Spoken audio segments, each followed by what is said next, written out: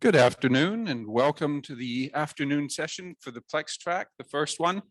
I'm not certain what is currently labeled on the web page, but I'm told this is a deep dive and I've been given a whole hour. I don't think I'll quite use all of it, but welcome anyway. I'm presenting, as you can see here, on caching a database table forgot a slide. I would like to welcome you to the conference, and I'd like to review this method of caching a database table. This can reduce the load on your server. And with people working remotely, I've found that Plex does suffer from some lag issues that they work over VPN. And this is one way of making the application slightly more responsive. It's not a silver bullet, it's not a huge fix, but it can help if you reload a page or panel over and over again. So it can improve performance for your poor users who have to suffer from working remotely. So the problem, as I've got here, is that loading a combo box or a display value from the database every time you load a panel, if you're putting the company name or the tribe name or something up in the title bar from the database, if you're loading the list of values for a dropdown, these things that are going to be the same all day long, all week long, all month long, it's a lot of database overhead to load those every time you open up a panel. I mean, it's nice to have the company name at the top if you're a vendor selling to individual people. It is nice to have the drop downs preloaded, but it is load on the database. It is a lot of extra server calls. Please fetch me the values. Please fetch me the values. And we can cache them in the client side with minimal changes to your Plex programs. I have tested this. It does help. It does work. It works fairly well.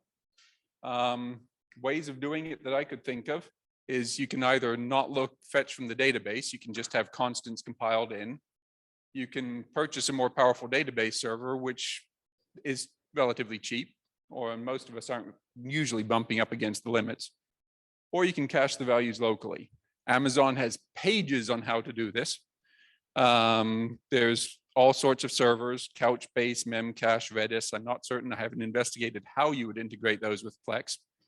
Or you can just use a Plex pattern and store this stuff locally with the global pattern, global settings. To use the SharedData, the global properties, I figured there was three pieces to it. You want a view that says which fields off of your table you want to cache.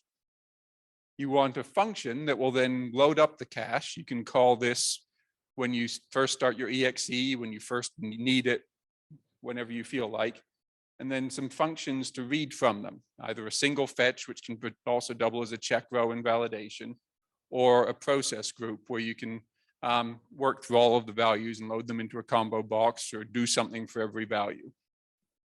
With those as patterned functions, it's very easy to just say this table, this entity is a cache values, say which fields you want on the view, and start programming with a couple replaces, triples on the functions that you want to use. The view of the fields to cache, here's how I've configured the pattern. If anyone wants, later on, I can provide XML for this. I did an export this morning, but I think I picked up a few pieces I didn't need, so I'm going to have to go through and try again.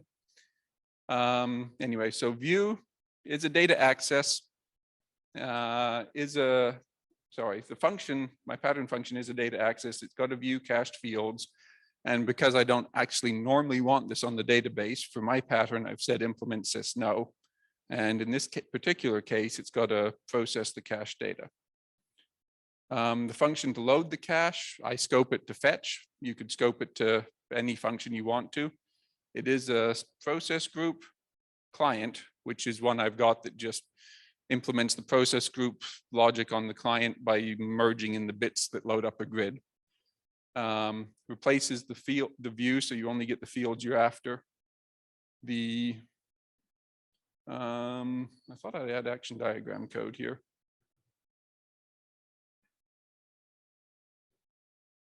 It's hidden by the title bar for me. Process cache data. I guess I did not have the action diagram for the load cache. That was a mistake. But it goes through, takes every value in there, and with metacode, it will load that up into, but I had Plex running as well. It will load that up into the client Plex. Get in the habit of closing stuff down and then forget to restart them. Sorry about that. File, standards. This will be a little bit on the small side.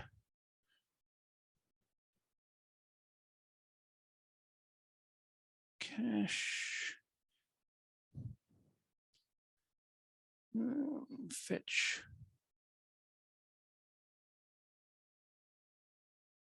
Load cache. Shift control. No, it is local. Shift control 4. So this one, as you can see, I've got just a little bit of code here. Set the shared data values using an input cache input index number.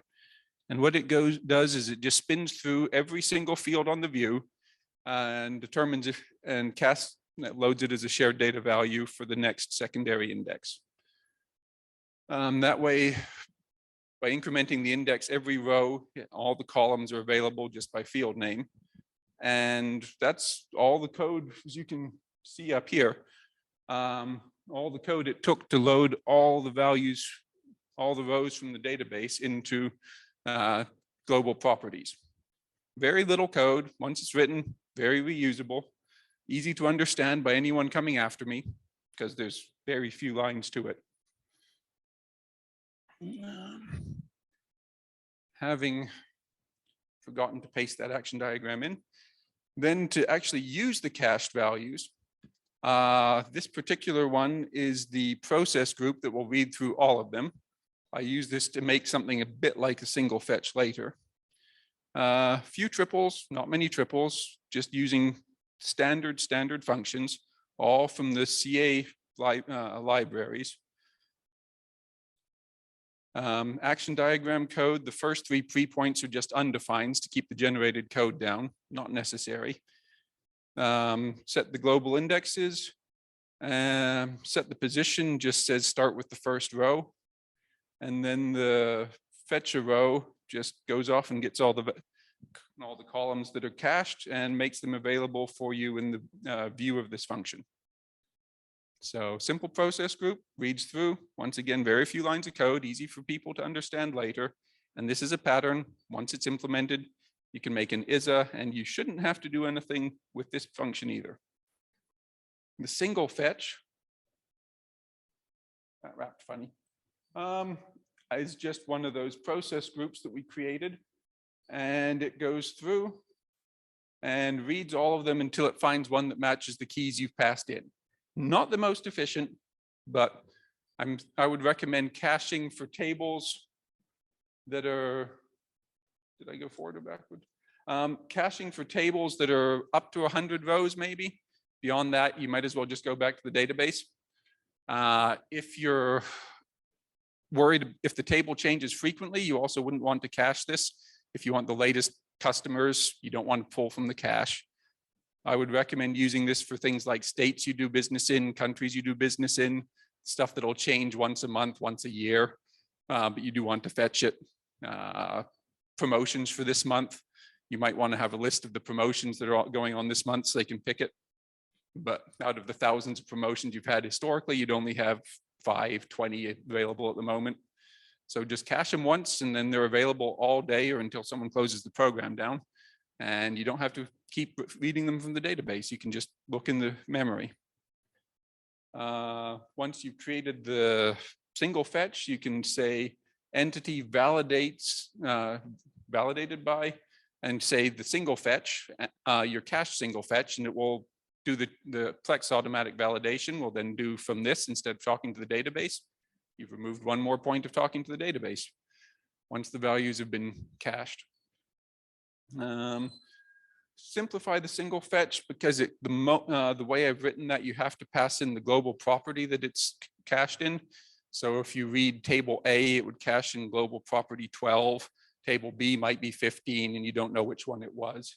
So there's a simple little bit of a few bits of wrapper function to look up, have we actually cached these values yet? First of all, we decide what key value to use for the indexing, then which globe we look out to see if there's a value set. If there isn't one set, we say it's not cached yet, and so call the cache function. If there is one set, we say just use that number. I have also written logic to cache the number of rows that have been fetched. So that way you know how far to read and don't bother reading past the end of stuff. Once the setup is done and your actual execute point, you can then just call the other function, whether that's the single fetch, the process groups, whatever. So actually caching the values, as I said, I have tested this one. It works quite well. Just do an ISA, say which fields you want. Initially, I just had the primary key in the description, but I found I wanted to check a few more things. A couple times in combos, I wanted to say, load only the active ones at this time or load the ones for that state. So I extended it so I could cache more values, more columns from the table. Once that's done, it's no more of a database hit than the first panel load, loading all the values. And then you've got the values ready for you. As I said, for performance reasons, lots of other programming is done using caching, especially web pages. I'm surprised that the CM First hasn't started introducing memcached or something into their stuff, because it is widely deployed in the larger, mid to larger ones to fetch the stuff from the database once and then remember it for an hour, 2 hours, 2 days, and then reload the cache. So the pattern will, as I said, I can make available. I'll provide it to CM First to include with the slide decks. So you can just import the XML into your model if you care to. It's, well, when I exported it this morning, it said 3,000, but I think I picked up too much stuff. It should only be a few hundred objects and a few hundred triples. If you don't want to use it, you don't have to have it. If you do, it's that easy to implement. You just come to your Plex model. This particular one is load cached. You can see I said is a well, cached is a referred to cached combo. Yeah, thought I had this one inherit from that other one. Looks like I didn't go back to change that, but you just say is a one of them on the particular view that you're working with. You say which fields it keeps. Then you implement the load items to cache. You implement the actual function to do the work, probably a wrapper function around that one to keep it simple. In this case, this is one that loads all the values to a combo box. So we have the control name being loaded. We have, in my case, whether we want to add a blank value to the combo box. And it's just like loading any other functions load a combo box. You call it once, it determines if there were any cached values. If there weren't, it loads them up and then uses them from there on out. I'm not, let's see, I guess I could see the chat. 7 comments. Language specific implementation for this. Because we're using the global property API, that I believe CA ships language for Java, .NET, and WinC. I don't think they do for RPG, but the set global property APIs are there. It doesn't need to be any more language specific than meta code saying.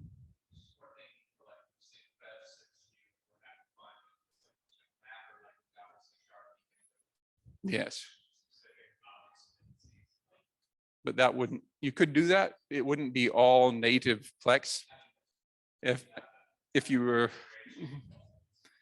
starting to develop your own code, you could probably develop APIs to map with memcached or some in-memory database, Redis or whatever, and be more efficient for most of it. But my goal with this was to be something that was all Plex, all Plex provided, easy for future developers to understand, doesn't need extra components installed. If you did have extra components, I mean, for a really large installation or for the back end, the CM first web client and so on, you could probably do memcached quite well.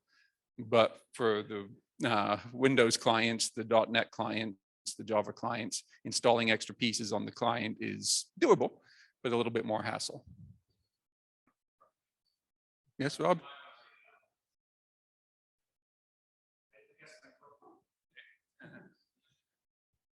Okay, so my question is, having spent 18 years at United Heritage with your applications, I know that everywhere you have basically like a refers to, and it's a lookup situation rather than calling a selector. You take all of that data and you always load it into a drop-down combo box and this type of thing. And I know on many of your panels you'll have several of those. So I'm guessing that you guys have gotten some nice performance improvements when you started loading all that to cache and then just pulling out of global variables and this type of thing.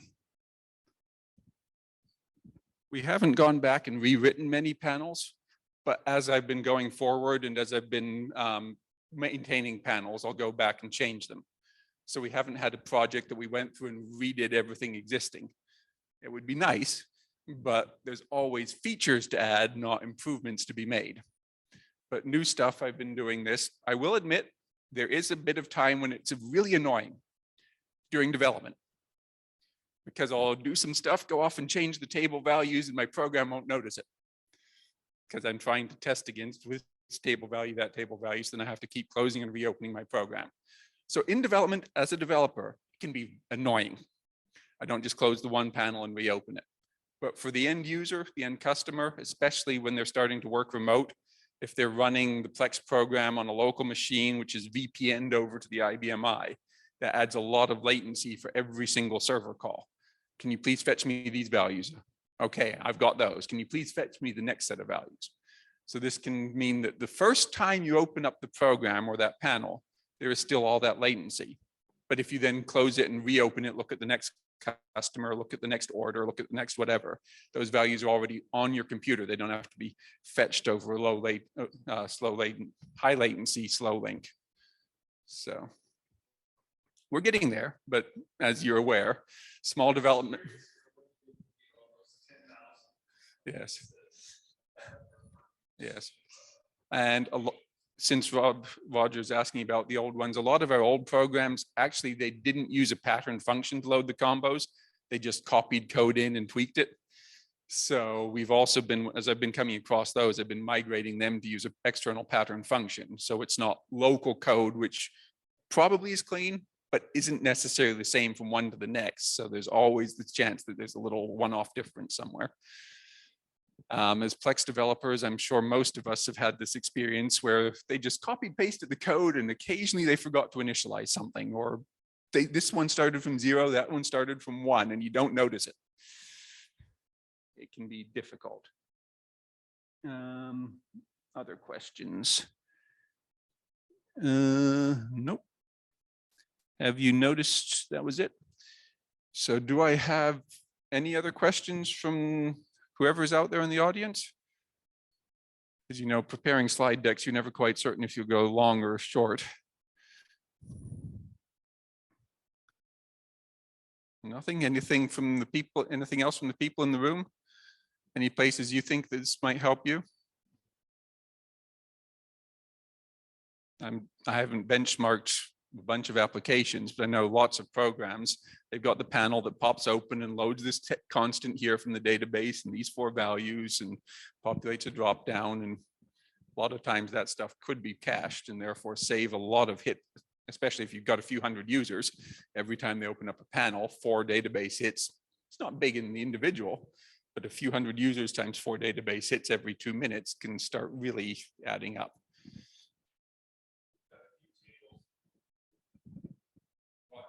Yep, this is Roger. So like in our application, we've got a few tables that we access a lot, throughout the application. I've always been thinking about, implementing this. It's just a matter of we haven't done it yet. But I know that we could get some performance improvements by just loading it all, into cache and accessing it that way. So it's just, it's one of those things where all you have to do is you have to find a few of those tables that are, not a lot of data, but you're hitting that data a lot, a lot of traffic on that data. And that's where, this is a great candidate, for implementing this technique. So yeah, I was glad to see that.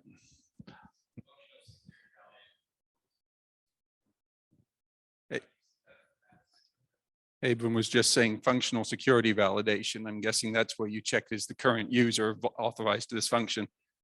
Yes. And now, once again, if you've cached the value and someone goes and gives them access, they would have to close and reopen the program. Abram just said it's their fault for not having access to begin with. In this particular example, I've cached the values using the global property APIs because they were convenient. I could, if I wanted to, cache them in a text file and just stick them in temp and then load from the text file. That I think would add a little bit more latency on the client side, but it would reduce, if you're doing lots of big tables, which I wouldn't recommend, it would reduce a little bit of pressure on RAM. Once you've decided that you're going to cache them locally, you could stick them in the Windows registry if you wanted. I wouldn't recommend that either, but you could. Unless it was a table that you knew was current customer ID. Well, if I sell the software to 20 customers, it's only going to be a customer ID once per customer, customer name, I mean. So you're really blurry there, Roger. I just noticed. Okay. If you're open to language specific source code, a lot of no. So was there a question in there or? Okay. Yeah. So it's things like this where we can find a few dozen lines of action diagram code, couple patterns, and you can just say is it and reuse it, is it and reuse it. I think this is one of the real strengths of Plex, being able to extract functionality logic from business logic and make the functionality logic a one-time thing. Just is a, maybe I've gotten here an edit point where they can say don't use the row. So a couple of edit points for people to configure it, and then just put it in your patterns and start using it.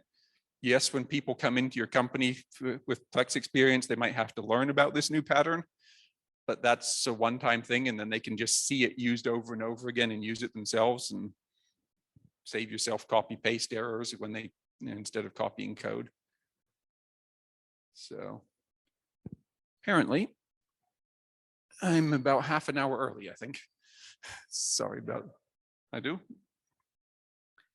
Did you do metric comparison before or after hits on the VPN bandwidth on their server CPU? I did benchmark to make certain I wasn't hitting the server CPU again. So that is obviously the second call, the third call, the fourth call, or then not a server hit. The VPN benchmark has only come up, I was only really made aware of that a month or so ago, so I haven't compared before and after. The way I work is I remote desktop to a tower at work, so I wasn't having this issue. And then I learned some of our other developers have laptops at home, and when they VPN, they run the stuff on the local laptop and have the network latency to work. And so I just recently learned that that was an issue. And I can see that this, it's not going to fix a lot of it, but it would fix a little bit of the server latency opening up panels. Say this, and is that Abram again? Okay. Yeah. So just a second.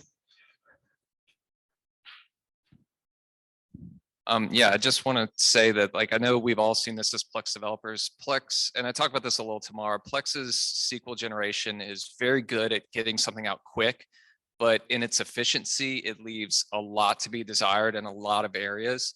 So if you have even like, if you have a table with like, say, 500,000 to a million row data set, even if you're fetching just one thing from it, Plex still pulls that full data set and then pulls the, the first record you get out of it and it quits. But there's still CPU usage in getting that 500,000 record data set. And so if you're using Jeremy's thing where you get, you know, whatever 10 records you need or something out of something and cache it, and you're not making that call even 2, 3, 4 more times, like you're saving like probably 10, 15 seconds in data access time.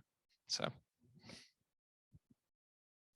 Now, to that point, if you're saying that Plex is inefficient, I'm surprised you haven't written a pattern for your SQL single fetch. Okay, Abrams just said he does. And once you've written the pattern, just reuse it again and again.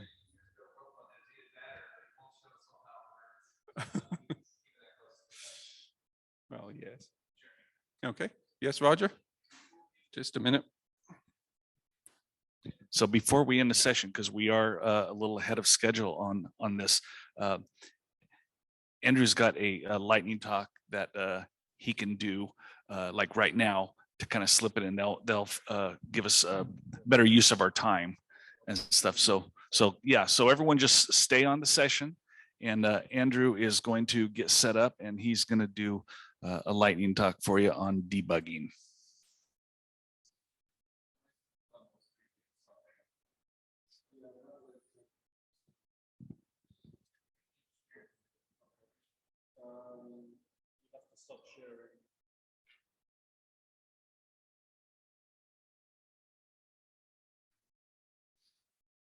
And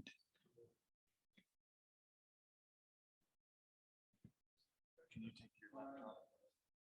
Take the laptop up there so we can kind of see your pretty face.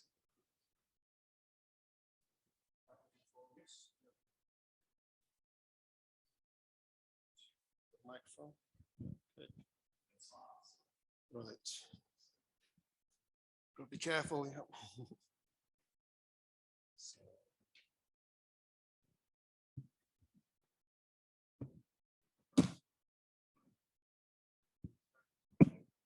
Yep.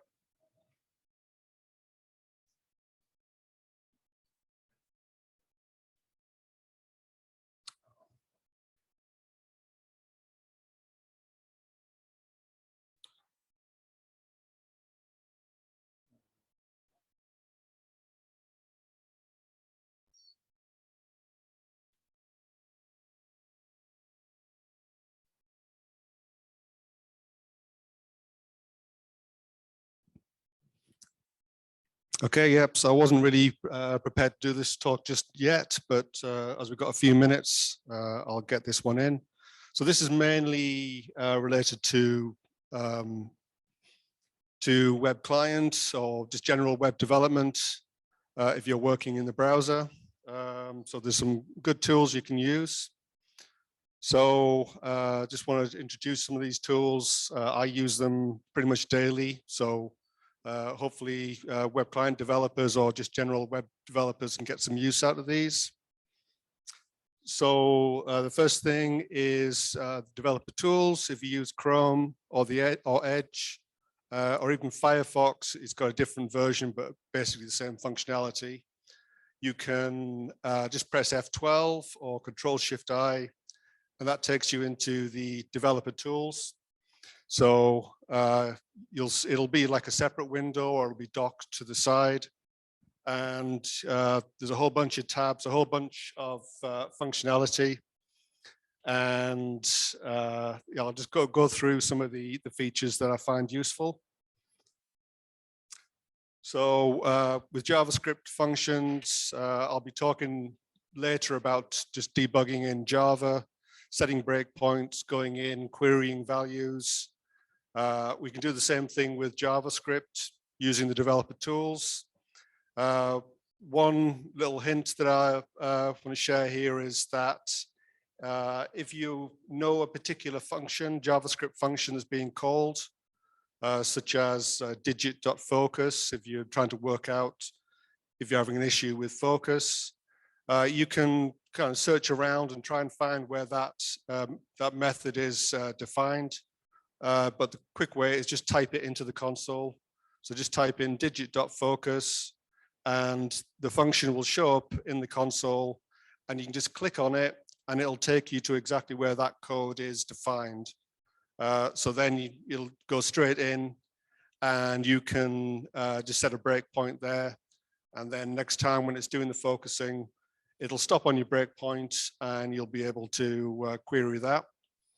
And you can just see on the right side of the screen the code that it's bringing you to. It's not particularly readable.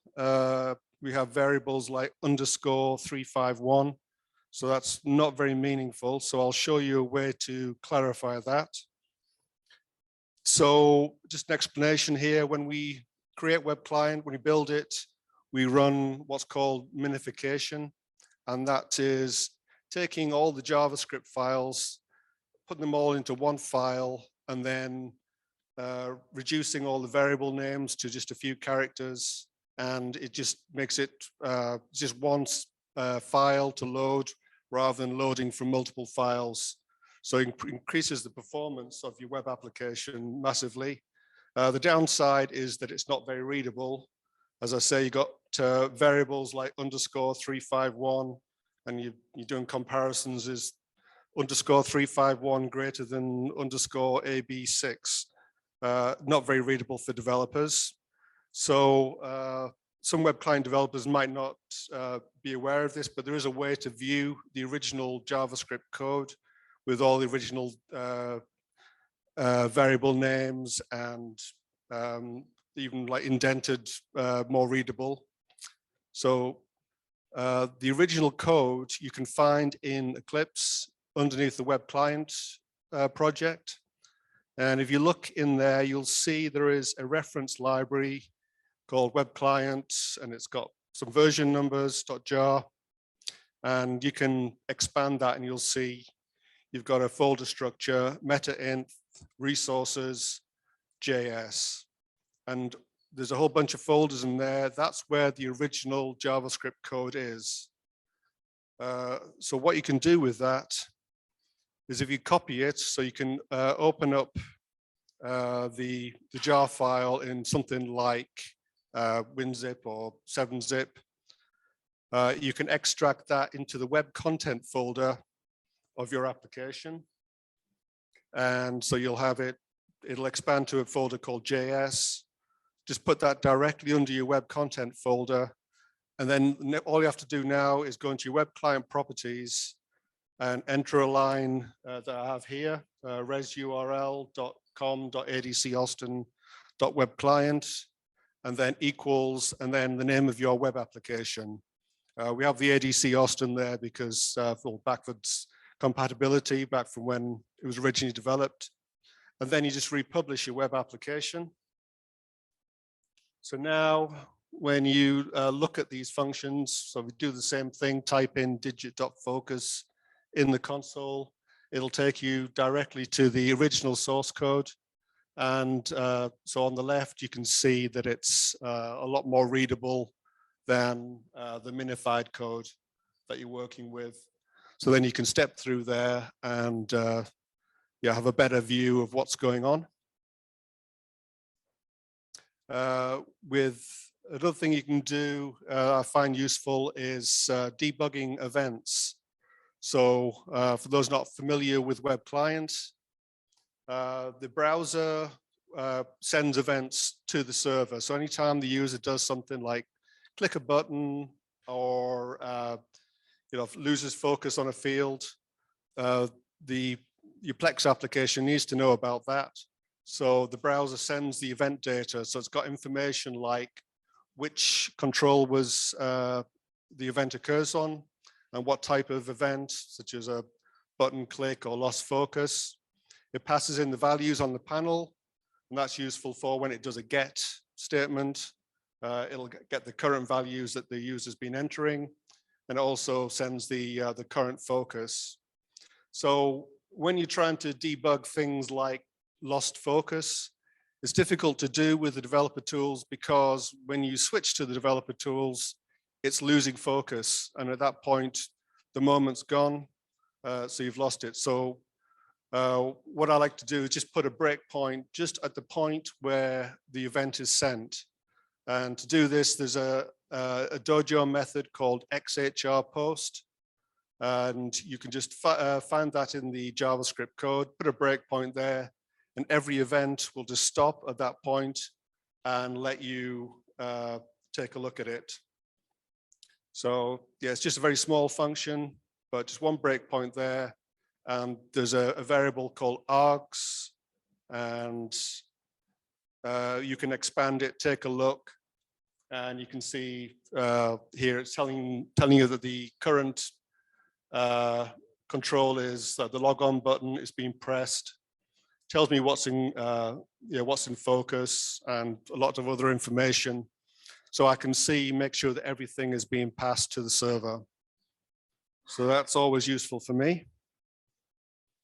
Another useful hint, just from time to time when I'm working on a support request where someone's saying this screen isn't working as expected, and I'm not able to reproduce the issue. And it can sometimes be something like they've got a slow network or a slow CPU. So maybe the screen's not refreshing as fast as I'm seeing on my laptop. So there is a performance tab, and there are a couple of options on there to slow things down. So you can slow down the network speed, so you can simulate like 3G network or a slow 3G network. You can also slow your CPU down to like 6 times slower. It's not something you'd want to do, you want to leave on, but as you're just debugging, it just lets you simulate bad conditions and make sure that your application works even over a slow network. And just one last thing is you can try out your web application on small screens by just going to the device toolbar, which is just like up in the top left. And just from there, you can go in and choose, there's a whole bunch of presets for iPhones and iPads and Galaxy phones. So you can just go in, choose different screens, and you'll get a feeling for what it looks like. And your mouse pointer turns into like a small finger type control, so you can see how it works with, as if a user was using it with their fingers. So, yep, that was all I had for those JavaScript hints. Any questions on that? Nothing. So, as I say, it's just useful tips for general web development and web client development. So, if any of those make your life a little easier, that'll be pretty good. Okay, so I think I'm done. Got no questions. So, okay. Okay, so Abram's going to now do a short presentation on some more tips.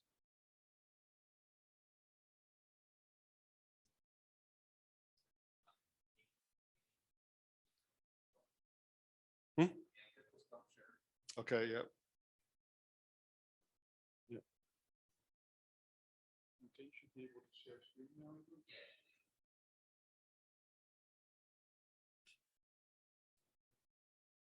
Dongle.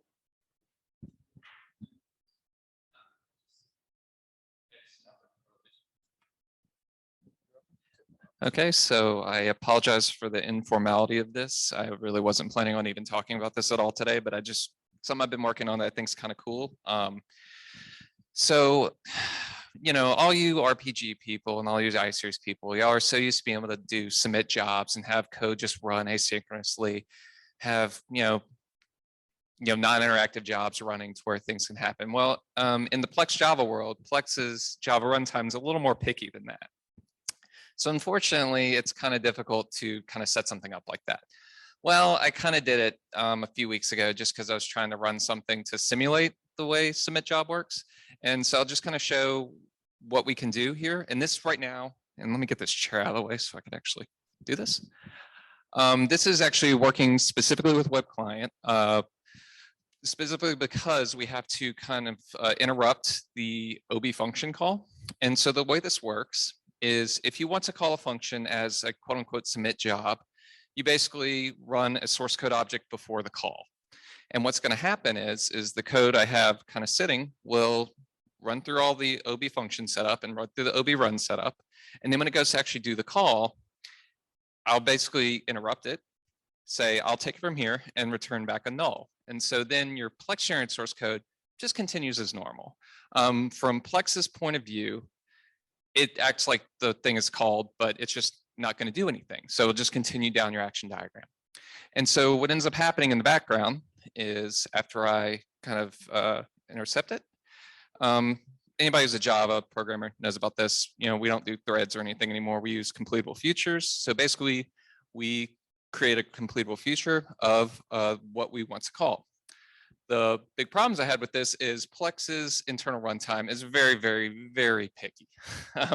So essentially, the only way to make this work is to take all the stuff that I was going to do for the call and break it down into base Java objects, very primitive things. Like you see, I have just a bunch of strings essentially here in a string array. And so then I call my function from there as a completable future, which is going to make it run asynchronously.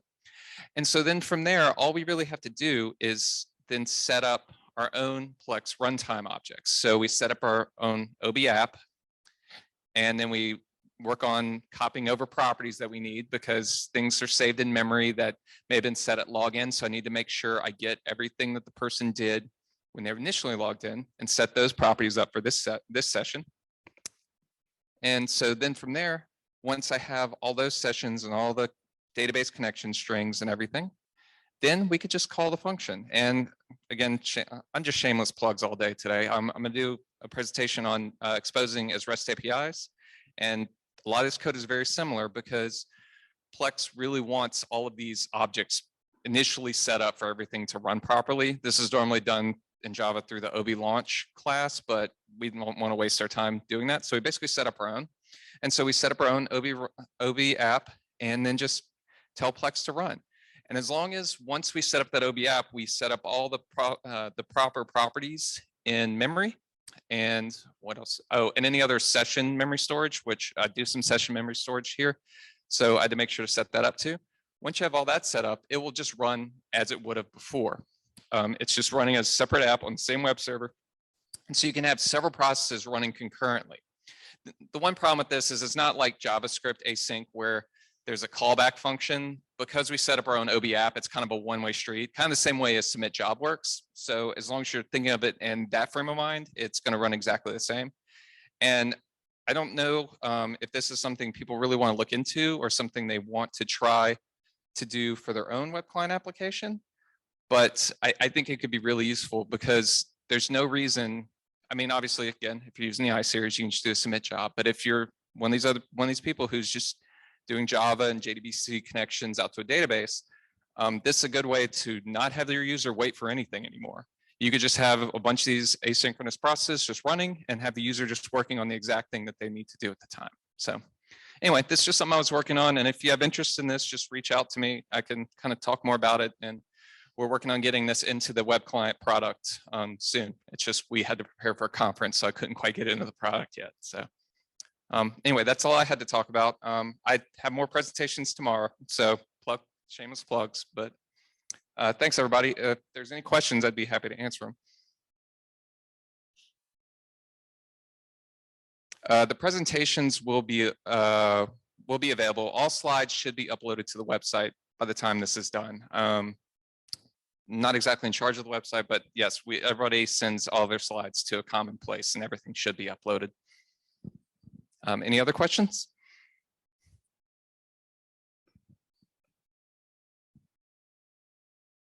Okay, if no, all right, we'll take a 15-minute break and we'll have, I think Andrew is presenting at 2:30. Oh, all of us are. Oh, never mind, we all are. Okay. Okay, cool. All right, thanks everybody.